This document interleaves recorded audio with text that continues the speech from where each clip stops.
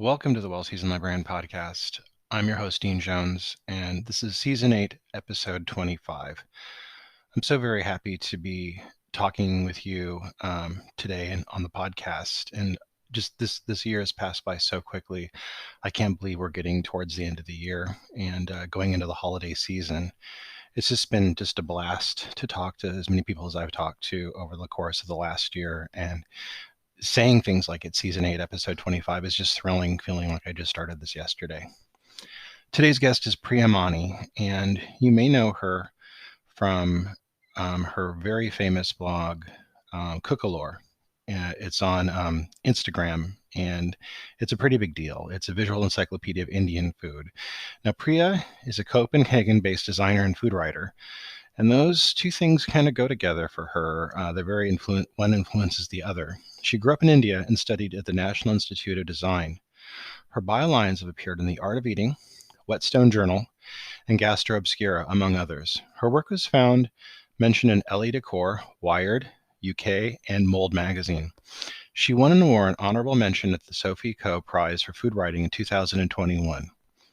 She is working on as I've said, visual encyclopedia of Indian foods called Cookalore on Instagram that won the British Guild of Food Writers Award in 2022, as it should, and the International Association of Culinary Professionals Award, IACP Award in 2022, as well as it should.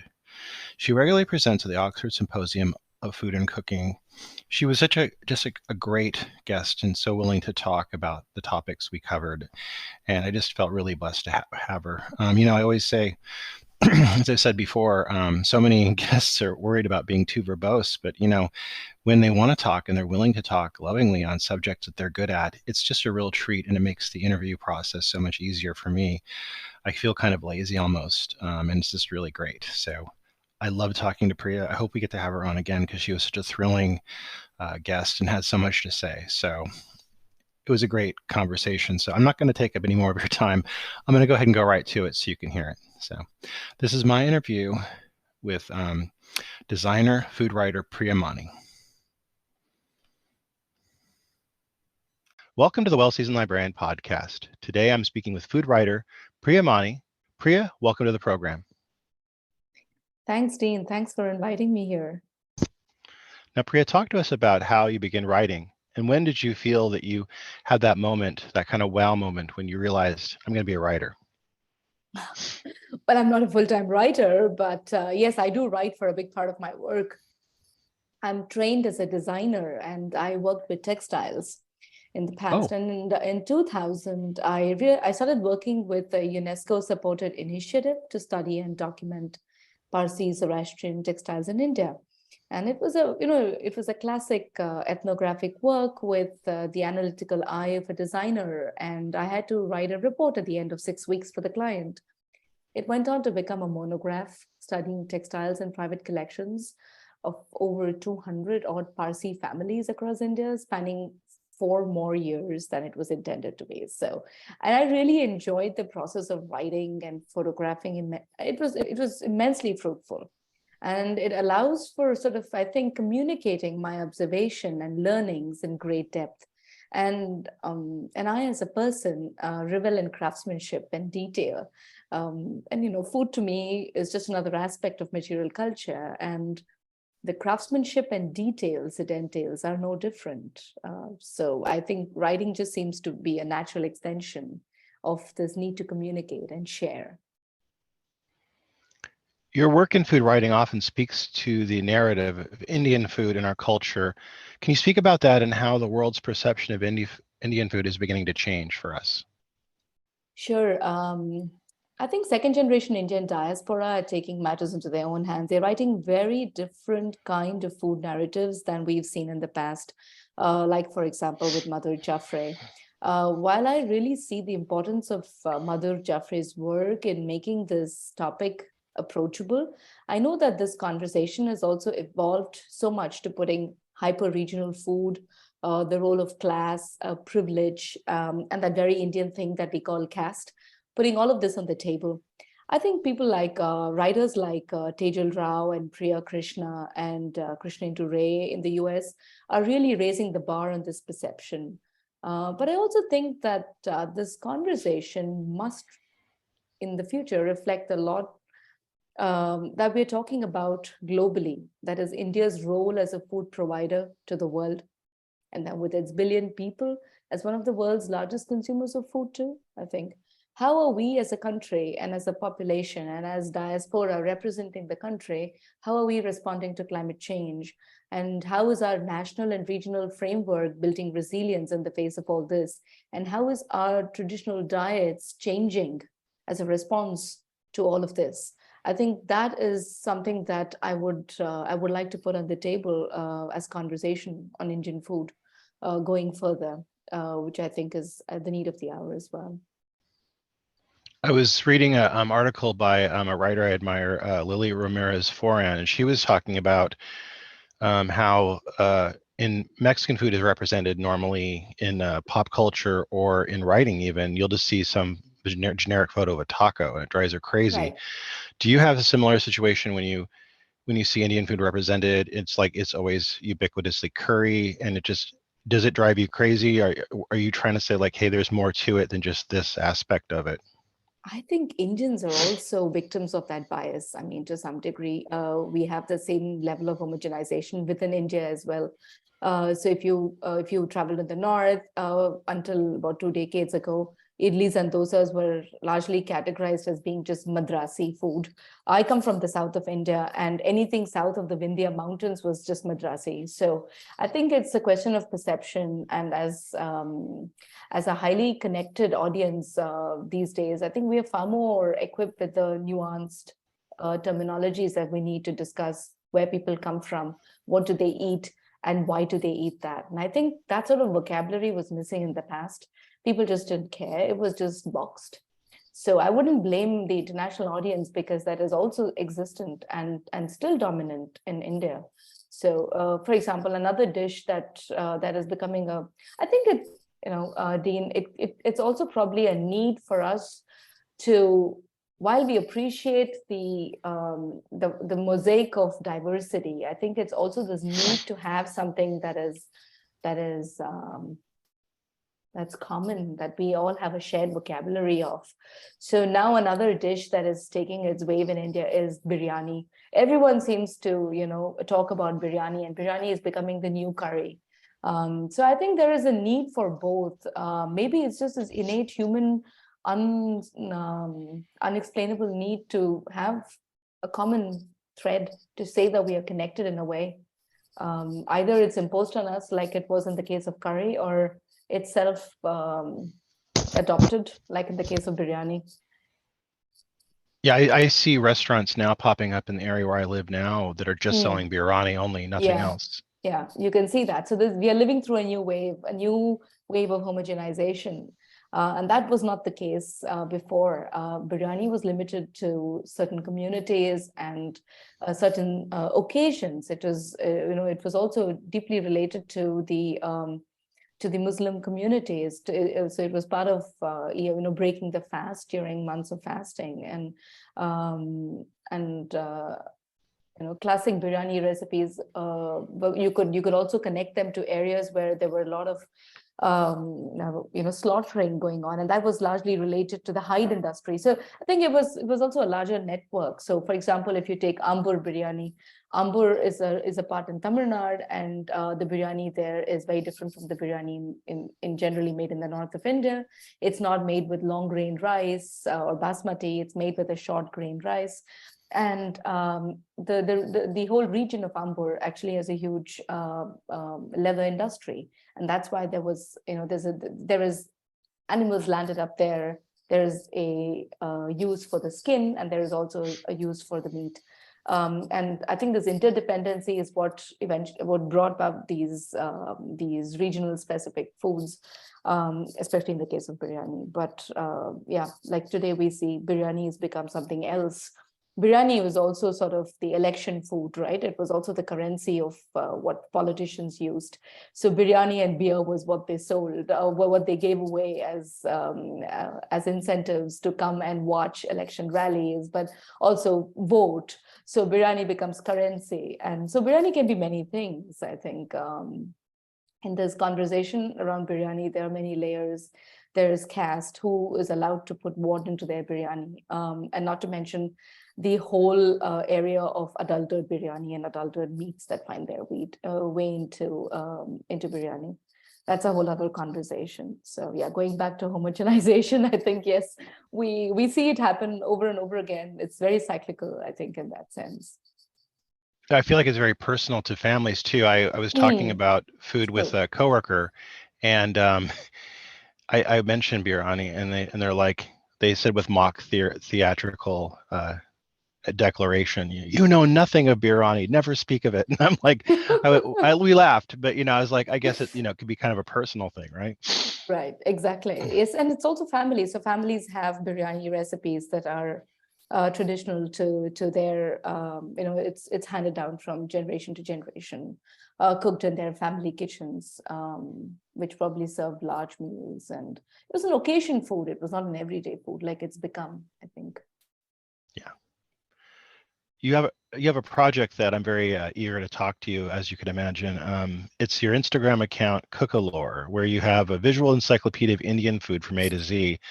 I'm really captivated by it, by the colors, by the photography that you do, and just the way you organize the items that you're highlighting. Do you want to talk to our audience about Cookalore and how you came to create it? Yeah, thank you so much. I really enjoy writing it, and I'm glad you enjoyed reading it. So the early idea, the early writing and the idea for the encyclopedia was, I think, somewhere around 15, 16 years ago. I had picked up a copy of K.T. Achaya's, K.T. Achaya is an Indian food writer. And I had picked up a copy of his Illustrated Foods of India at the airport on my maiden flight to Copenhagen. I moved here about 17 years ago, yeah, so 2007. So, and I read it cover to cover during the flight. The book became a kitchen side read. It became a bedside read. And over the years, I scribbled lots and lots of notes and comments into it. I didn't always agree with Achaya, but I was also in awe of him. So, but then I also realized that Achaya's writing was often conditioned by his own geography and cultural bias. And I know now that it's hard to escape that, right? He was a Kodava from Coorg, but he was also a food technologist, which gave him the authority and the vocabulary and the reading expertise that is needed, broad reading across decades to write something like that. But then there are instances when it becomes very apparent that Achaya writes by way of learning from writers before him, and not from his own culinary knowledge, which is implicit cooking. And so I started writing Google Docs for each topic, writing down notes, jotting down recipes. And you can imagine those are sort of the proto entries for what has become Cookalore today. And I hoped to collab it one day when I had time. And so I have a Google Drive where I have entries going from A to Z, about 700 odd entries. And this is only the plant kingdom. The animal kingdom is a separate. I deal with fish and meat separately. So yeah, I think that somewhere in reading that book and reflecting on it, also from the experiences of my work as a designer, I think it became truly apparent that one needed to strive writing a broader overview of Indian food, because there is really no such thing as Indian food, and still the only way you can actually describe it to make it simple is to call it Indian food. It's yeah. I mean, I've seen that with Mexican food. I've talked to so many people who don't really know what people in other parts of Mexico are cooking. So there's no homogeneousness like we imagine. They're not eating the same food from region to region, and we just have this conception. And I've talked to people from India as well that, like, they're going, it's a big continent. It's a lot of space. Why would we be necessarily cooking what people are cooking, thousands of miles away? It makes sense, but I think we've kind of missed that sometimes in our culture. Right. Because I think a lot of the practices that, I think cooking is a means to the end, to arrive at the end dish. And even though you may have a similar end dish in different parts of the country, the means to achieving that is so different because it is informed by what you have locally, the culture of preparing ingredients, making them ready for preparation in the era before supermarkets made ingredients easily available. So if it was rice, how did you prepare rice in order to make a particular dish? It was not always steaming it or cooking it. So I think preparations are informed by local traditions, the climate, what is the geography of the place like? What is the rice? When you say rice, there are hundreds of varieties of rice. So what kind of rice did they use? Was it a rice that grew in 60 days? Was it a rice that grew in 90 days? Both are very, very different. They behave differently when you wet it. So I think there is the act of cooking is so informed by the geography, the climate, the caste, the class, the privilege. What do people have access to? What is available? Yeah, I think so many of these factors. Your Instagram account reminds me very much of a conversation I had once. One of my coworkers and I were talking about Indian cooking, and we went on a digression for a half hour on asafoetida alone. Yeah. And so I think like when you see like the broken down components, it's not just like, in the West, we'll just like say cinnamon, a couple dashes, blah, blah, blah. We use things ubiquitously, but this is very different. You talk about things specifically and you highlight the importance and how it's used. Do you want to expound on that a little bit for the people who haven't seen it yet? Sure, I can take the same thing as asafoetida. We can do it with that. So if you take asafoetida, it's a very fascinating ingredient. There are references to it in Sanskrit texts, so we know the use is archaic. It's from a long time ago, but the irony is that India does not really grow asafoetida, so it's not a local ingredient.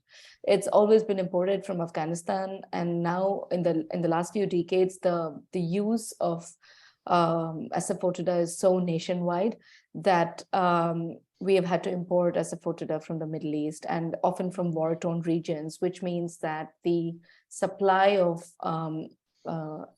asafoetida is not always straight, it's not always easy or cheap. So the price fluctuates heavily. What is also interesting is that how asafoetida is processed differently for different markets, even within India.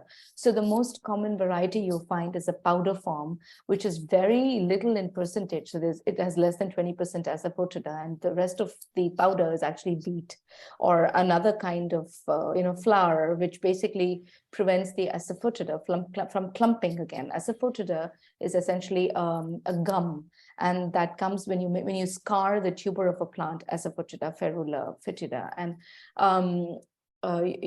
you would dry the gum, and then the gum is used, it's processed. So there is white asafoetida and there's red asafoetida.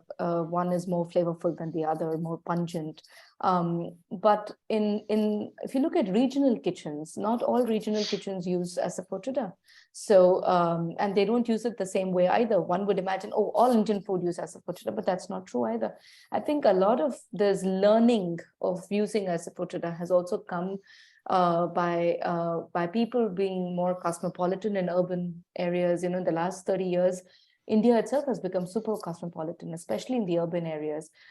We travel from different parts of India, living in different parts of India, working. So women learned it from each other, from neighbors, and it was a delicious ingredient. It brought magic to your food. So it was slowly, brought into your own food. If you look at, I can give you an example of how it's used differently. In Tamil Nadu, you would get something called as katti perangayam, which literally is a hard rock of the gum itself. It has no wheat in it. It is just a hard rock. It's crystalline. It's really beautiful, brown, shiny rock. And you would scrape away little chunks of it to add to food. But now you cannot add a crystal to food, right? Because it wouldn't dissolve evenly. So you would dissolve it in a little bit of water. And that was one of the first things my grandmother said she would do when she went to the kitchen was to dissolve a little bit in a small vessel, in a small dish. And then you would use that milk, because it turns, when it dissolves, it turns the water milky. And you would use drops of that milk to season your food. So when you add asafoetida to a steaming, to a broth, it has a very different flavor. And then another way of using the same rock would be to fry it in oil. And then it would swell up like as if it was a papadum or a fryam. And then you would pound that into a powder. So you can try that too. You can order this rock asafoetida, and then you can try frying it in oil. And then it enlarges, it swells like 4 times its size. And it becomes this lightweight, crunchy thing that you can powder. And therefore you make this powder, and then you can sprinkle that powder into, for example, the classic gunpowder, milika pudi that's made and eaten with dosas. That's the way to include it. Traditionally, it would be fried in oil and then ground with the other spices and lentils and stuff. A third way of using it is to soften the crystal by keeping a piece. So my maternal grandmom had this tradition. So she lived most of her adult life in Bombay. And her way of dealing with asafoetida, crystal asafoetida, was to leave a small piece of chili inside. A small bottle. So she would keep the crystal in a piece of chili, and the chili would actually soften the crystal. So you could pinch off a small piece and add it to your food. Right. So, right. So just if you look at the variety of asafoetida you get in the market, if you actually go down to it, you see you get a whole range. You get softened asafoetida, you get it like a crystal, you get it like a powder, because there are so many ways to cook with it. I love this conversation. I'm loving all this. I want to ask you probably about too much of a detail. No. This is the meat and drink of our podcast. So you're doing great. This is wonderful. I was going to say, as a librarian, I'm very curious about what the research process has been like for your work on this account. What are you encountering? Do you ever have any difficulties, or are you finding a lot of this in your own library? Wow, this is a great question from a person with the right background, I think. Yeah. So I think, let me go through a lot of the different challenges. So the first thing is to categorize, is to find out what it is and just to classify. So Google is not often your best friend here, because, so for example, let me say, sometimes it's as simple as identifying the correct botanical name, as there are many cases of wrong identification, also in scientific articles. A case in point could be black cumin, which can be the colloquial name for Nigella seeds in many publications. So if you look at the vernacular names for black cumin, it could be kala zira, it could be shahi zira, and then the classic cumin is called zira. And most online text is a cut-paste version of another piece of text from somewhere. I mean, just to find the provenance of text and online sources is such a challenge. And if you see, most of it would actually say kala zira and shahi zira is the same, but they're not. What you are looking for is Bunium persicum, which is a true black cumin. It's tiny, it's cumin-like seeds, intensely earthy, aromatic, grows wild in northwestern regions in the subcontinent, in Kashmir, at least as far as India goes. And I think another challenge is the time it takes to connect all these dots. So, nailing down on the right ingredient and then finding it. So even in shops, you would find the ingredient is wrongly labeled and the wrong botanical names are written. So often, like in the case of kala zira and shahi zira, I'll end up finding the ingredient in a Ayurvedic shop, because that's where there's a wide variety of ingredients kept there. Another challenge is the time it takes to understand regional cuisines, following a culinary thread of a particular preparation style. Like, I said with biryani, for example, there are just so many different regional variations. And how do you map that? So just writing one entry, I think if you were to write it in words, it's far more easy. But if you were to do what I was doing, which is basically empirically cook everything, because if it needs to be photographed, it needs to be cooked. And I think I have also learned that the cooking process is integral to my approach, because it allows me to see connections that are not apparent. Because otherwise I would just be paraphrasing what has already been written about the food. And I don't see a need to do that. I really enjoy the process of cooking and the learning that comes from it. So I think That's a challenge on the research side. There are creative challenges, like, for example, in representation of the research itself. So, like I said, I cook all the foods that you see in the encyclopedia. So an example where photography was a challenge was an entry called Bhog. So Bhog is the ceremonial meal offered to deities in Hindu worship. And one of the images, so as you know, I make 3 images. So the Instagram feed has been visualized as a triptych, but sometimes I have more images that I take and I don't put them online. So one of the main images for Bhog is one representing Chappan Bhog, or 56 foods, literally meaning, which is a Bhog, or a ceremonial meal prepared at the Jagannath temple in Orissa. It's very famous because, you know, just the sheer scale of food that's prepared makes it a stunning thing to behold and eat and taste.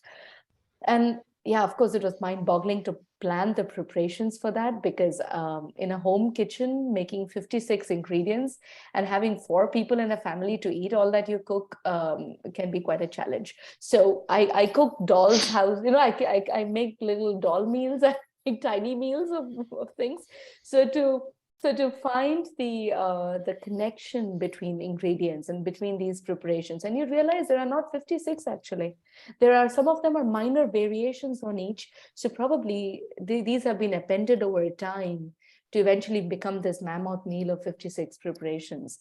But in reality, one of them is, for example, there's rice with ghee, and then there is rice with ghee and sugar, and then there is rice with ghee, sugar, and yogurt. So there are variations that you see. So trying to sit down and demystify it, kind of deconstruct the whole thing, classifying it, and sort of abstracting the essence of the idea eventually helps.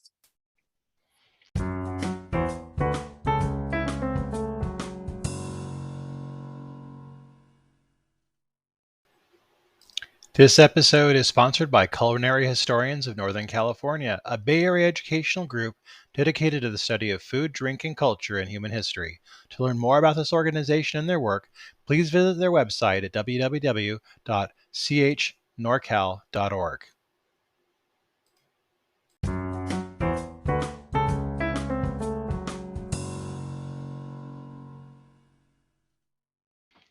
I really love the way that Cucalore looks. It's very beautiful. And what I like about it, and what is different, I think, from many other Instagram accounts, is that it looks very conceptualized. You really tell that there's a lot of thought and a lot of love put into it.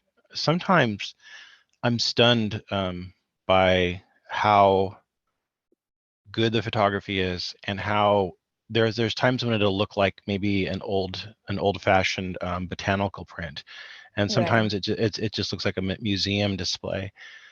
What are the challenges for you, and what is your thought process when you start conceptualizing some of the visual aspects of this?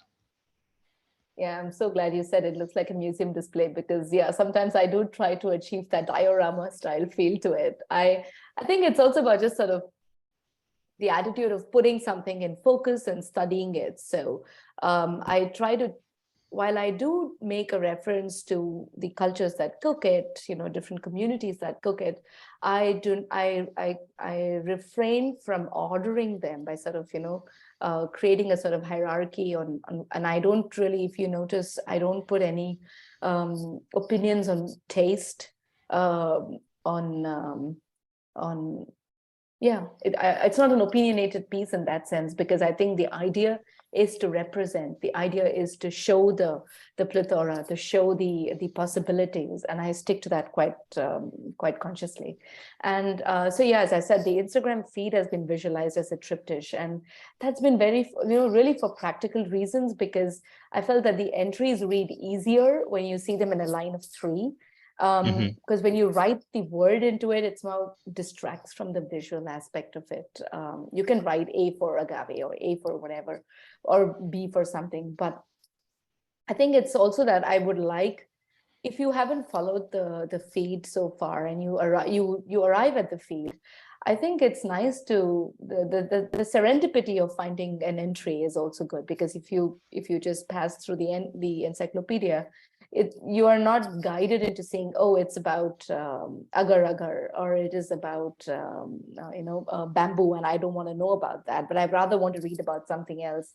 But having this plain picture without any text lead allows for a truly explorative experience, and the joy of serendipity, I think. And the photography is, it's, I think, creatively very challenging, and I kind of enjoyed, maybe my own background as a designer feels very satisfied doing that. It's also a case of very deliberate framing using precise, just enough props. If you notice, I don't overly style the images with backgrounds that speak of provenance, and that's also a very conscious take on it. I take time to photograph the entries. They're not always done alphabetically as you see them. I take the advantage of seasons, availability of ingredients, access to a particular cooking skill sometimes. Maybe mom's visiting, or maybe I have a friend here whose mom's visiting. There was a lady who worked in the Indian embassy who had a domestic help who couldn't speak a word beyond Bhojpuri, which is a dialect spoken in Bihar. And she came from a village, so she had knowledge of really village style cooking in a village in Bihar. And I think I really enjoyed cooking with her. So I'm very open to finding people, and I'm very chatty when I go to the local markets. I make friends very easily in that way, but then I try to use food as a conversation. I try to find my way into their kitchen and ask myself to be invited, and I see how I can use other people's knowledge and skills. So most recently I met someone who's from Myanmar, and her mom looked so Burmese, but she looked very Indian. And then it turns out that her great-grandfather was actually a Chettiar from Tamil Nadu, and then the family has completely lost touch with India, but they do follow some Indian traditions, and they cook some Indian food. So it's just really fascinating. So yeah, I try and find all kinds of people that I could rope into this activity of mine. And as far as the photography goes, if I'm not happy with the result, I don't hesitate to go back and reshoot it at another point in time. And it happens very often that sometimes I'm not very convinced about the message that the photograph gives. Then I go back. Abstract entries are tough, I think, because when they work, they're immensely satisfying. But for example, take the entry on ash, or this whole concept of blooming of spices, or tadka as we call it. It's a process, and to explain that process, it was really hard, and I finally had to find an abstract way to represent it that eventually worked, that could communicate the variety of ways it's done, the choice of oils, the combination of spices, the need for heat, the implements. I think if you take a look at that picture, it brings all of those words into one image, and it's sometimes things work in the first attempt, and sometimes they don't, and I think that's part of this creative tussle, and it's exciting. It's also tremendously annoying sometimes when it doesn't work. It's part of the process, I think. Yeah. I love the use of color that you have in Cookalore. You really take great pains to highlight the items with gorgeous color. As somebody who works in design, what was your conscious process with this? Because it's really very distinct and very singular on Instagram. Thank you once again. Yeah, I use a lot of color, and many times I also make the props. So if you took the same example of blooming of spices, I actually created the background for it. So I wanted to create this feeling of diffusion in oil, because that is the essence of tadka, right? You infuse spices in hot oil. And I wanted to create this infusion, this feeling of infusion. So I'm kind of marbled papers to create the background. And another example is this entry on amphora, which if you scroll right down, is one of the early entries. And I wanted to talk about the Roman influence on Indian food. We've had a very strong trade link with Rome. Black pepper is, there are records that talk of black pepper being used there, and also long pepper. Likewise, all along the Indian coastline, we have found amphorae, also in inside the peninsula. So how did these amphorae come? And there's a lot of research around findings of Roman amphora along India. And my inquiry there was, if so many thousands of amphorae have been found, why is it that we don't find garum or olive oil or why don't we find these ingredients, a wine as a culture? Why haven't these taken root in India? And that research, of course, took me weeks actually before I could finally arrive on the photograph. And for that particular picture, I modeled the amphorae, the specific types of amphorae that were found in India, to depict it. So it's not just a piece of historical text. There is more context to it, and you get a feeling of what it might have been when those amphorae actually arrived in Arikamedu or along other ports in India. I've worked with many scholars who have done work, and as they do the research, it changes their perception of what they're doing. Yeah. So for you, as you created Cookalore, how has this changed? How has this topic changed for you? What has kind of become different for you? I think the first phase of this process was just writing, as I told you, sort of annotating into Achaya's book and writing my own little bits. But then as I think my relocation to Denmark played a very important role in how I approached the subject, I think. So I moved in 2007, and when I moved here, there wasn't such a big Indian diaspora here, which also meant that there weren't many Indian stores. There weren't stores that sold Indian food, so or ingredients and partially prepared ingredients. And if you and my husband loves food, so it was a question of, if you wanted to eat what you really enjoyed eating, and if you wanted to recreate things, you have to make them from scratch. You couldn't just buy dosa batter. You just had to make it from scratch. You couldn't buy spice powders, otherwise your mom would have to send it to you. But a faster way, and probably a more sustainable way, was to learn it and make it yourself. So it also meant that it took me on this hunt for ingredients around town. So I moved beyond the Indian stores. I went into all the other local the regional, the ethnic stores. So there were Thai stores, there were Vietnamese shops, there were Middle Eastern stores, there were Afghani, Persian, Iranian, Iraqi food, there were Japanese food. So you would find your way into anything that's in any shop that sold ingredients. And second thing, you would learn to make things from scratch. So I think it was the simultaneous rise of Skype, the possibilities of staying in touch with family, reaching out to them and, talking to them live as you were cooking.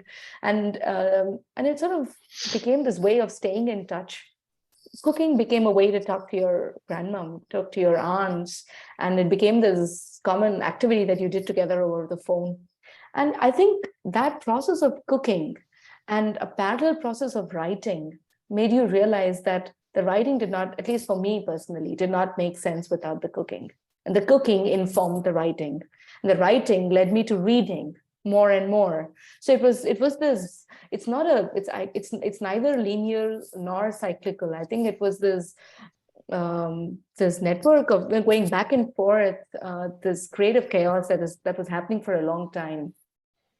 And then there came a point when I said, all that cooking doesn't make sense in words, because there are some things that just make sense when you look at it.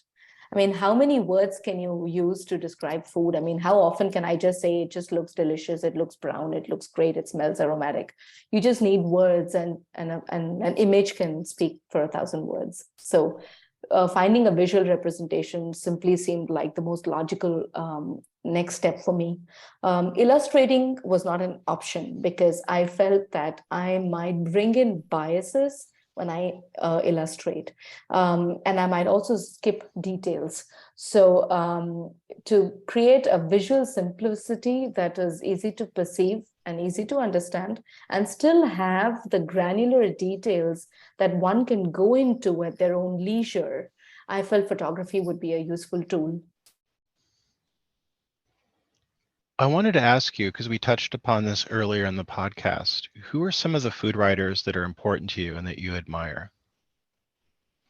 I think there's a lot of interesting food writing coming out of South Asia at the moment. I I would like to say that this morning that the Oxford Food Symposium's proceedings from the last 40 years have been a wonderful resource, and I think it's a living resource of food traditions from all over the world. So, and I really like that global approach to food writing, because I think one at least for me, I think it was very important to see what was happening elsewhere before I zoomed in and looked at my own courtyard. Because I feel that history repeats itself, patterns can be found, similar patterns are found in all societies. So the broader your learning scope is, the better you can focus on your own cultural your own food culture. And I think food writing in general from South Asia is having its moment. I generally enjoy most of what I come across. Most of it, I think I see them as viewpoints, as perceptions that belong to people from their own viewpoint, from their own standpoint, from their own little world. From the non-academic writers, there are many pieces that are, I think, a lot of origin stories, or many filled with nostalgia. Food studies scholars tend to look at all of this from a critical point of view, often involving access and accessibility and availability, and they bring in other sociocultural aspects. But I think it's important to note here that writers tend to focus at a starting point that is their own, but often fail to see how their tradition has interacted with other regions and other foodways. I can give you an example, and maybe you don't have to quote me on this. I think it was a piece by a Bangladeshi food writer on bharta, which is a category of mashed vegetable preparations. And the piece simply did not acknowledge the repertoire of bhartas that are made in Bengal on the Indian side of the border, or the numerous of the variations one tastes across India, and they go by very similar names, often corrupted forms of the word. And, like bharta and bharit, they all related to bharta and bharta. So you can see there, the word has traveled, the dish has also traveled. And I think the onus also lies on the editors to help writers question and seek answers that are not apparent, connections that are not obvious. And that might mean that the writer has to go back to his or her research base, take another short journey of discovery, and then return to the piece enlightened. I think that's really important. From my own experience as a writer, I find very few editors are capable of such visionary guidance. They have to challenge you, and editors may not be the experts on that particular topic, but I think knowing the blueprint of how some of these conversations have to happen and should be exposed, I think, is key. So in the UK, I think where our the Indian diaspora has roots, our colonial past, it goes deeper. I really enjoy writings by Satnam Sanghera. I enjoy William Dalrymple in India. Vittles is great. I think Jonathan strives to put a lot of, I think he really puts a little herd and the political up for reading. I learn much from the non-South Asian centered pieces, as I told you, because I think they show me what happens in another side of the world where similar struggles have been faced by women who cook, or communities that eat certain foods. Or my understanding of a piece from South Asia is, of course, deeper, because I come from South Asia. I was born and raised in India, and I've traveled and lived in different parts of India as a child and as an adult. And so your understanding of these socio-cultural, economic, and political issues, and also having worked there at grassroots levels, allows you a deeper understanding. And so sometimes I do find that a critical viewpoint has been imposed just to make that particular topic sound like it's not just a story on food origins or food history, but it has a lot of political interest or social interest to it. So I find that that sort of, I think, is a bit divisive, because I think the more you read and write about food, you realize that people cook so many similar things, where food is similar in so many ways than it's different. It connects us in more ways than it divides us. So sometimes I do find that the critical writing is veering to a point of being very divisive, or yeah. But I still enjoy reading A. Gill with his piece on famine in Africa being one of my all-time favorites. I read a lot of vernacular Indian languages, so I can read local Indian magazines. They don't offer any critical food writing, but they're very living reflections of what India is today. And most importantly, they cater to a part of the society that still reads vernacular, non-English media. And I think that is very, very interesting and very useful, because then I can make my own inferences. And I feel often that the critical writing that you see in English is by people who have little connect to this form of general reading that the general people do. What we call in India as Aam Janta, ordinary people do.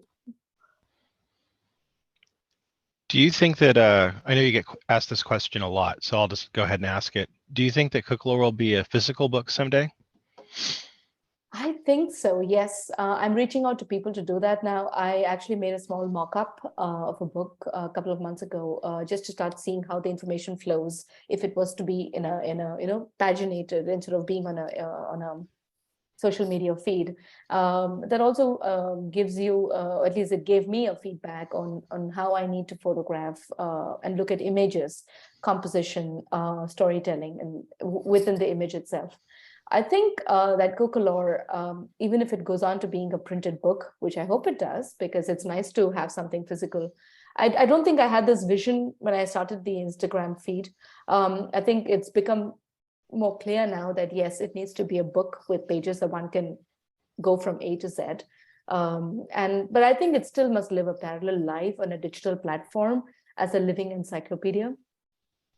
I have lots of ideas for how this could be possible beyond being, locked up in something like Instagram.